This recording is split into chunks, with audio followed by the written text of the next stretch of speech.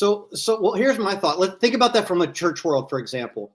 And one of the problems that you get is, well, it happens anywhere, but I'll use a church because everybody I think can relate to this.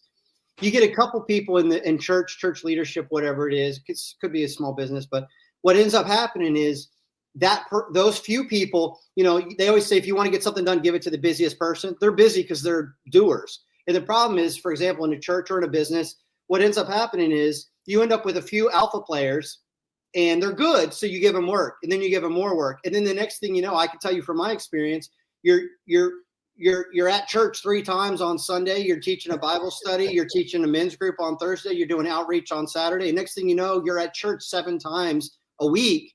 And on top of the rest of your life, and you just get burned out. And if you talk to anybody who's been active in church, eventually they'll tell you, yes, they get used and used and used and used until they get burned out.